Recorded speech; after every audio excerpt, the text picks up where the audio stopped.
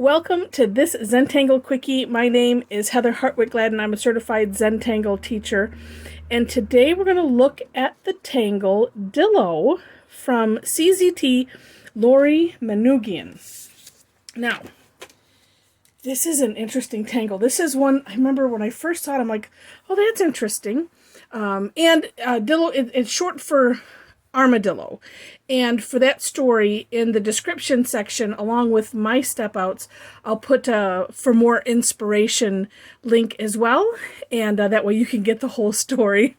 But I looked at the tangle and I was just like, at the time was in the mode of, I'm just going to try everything because I just need to just try everything and not listen to the other part of my brain that says, oh, that one looks kind of difficult, or, whatever goes through, my head, and just do it and give it a good effort. And it's one of those that I'm like, ugh. And then I went back and looked at it later and it's like, wow, this is kind of neat. Who did that? Who snuck in my little book and did this one? So I'm going to just do one on here, and then I'll show you some examples of how you can use this. All right, so let's see. Maybe I'll go, I don't know. Maybe I'll go crosswise, just because. All right, so this starts off, well, let's say this is a string line, or whatever line you want to put it on, or you make your own line and just, there's the base. And then it's a curve line on top of that, and this is one of those that however you make the curve line is fine. Then in one corner we're going to just put like a tethered orb, if you will. So starting at that corner, coming out with your orb and coming back to that center. Then we're going to aura it. So kind of coming from the first curved line. So we're not, because alternatively, and I think it keeps with the effect if we do it this way, versus, because I know I was tempted to come right from here and draw one out. So, going up a little bit, auraing it completely. Then we're going to aura the curve. So coming from that last curve line that you just made, so out a little bit, and this is one where you get to decide how far apart you want these. So we're coming off, and then we're tapering into the end of that initial curve line that you made. And then this is kind of ends up being rinse and repeat. So we're going to aura this line, but we're going to start at the line we just drew and going back down like so. Then same thing, coming down a little bit from there, auraing the curve and coming to the point. And then you can decide, at what point you want to taper it. I was kind of a little too soon here if I had it to do over, but I don't, so that's how it is. And then curve line. And so we're just alternating, auraing this versus auraing the big curve. And just continuing pretty much until you have no more room. Like so. And then we do shading. This is going to be maybe one of those in the record books, as long as I don't yap at the end too much, for an actual quickie. All right, so I'm going to do shading. I'm putting it on these big curve lines, but I'm going on the outside of these and just adding a little bit. Now remember, you can always add more.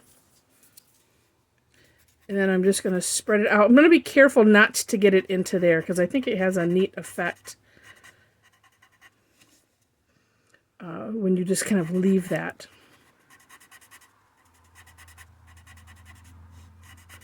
You could have this go out as far as you want.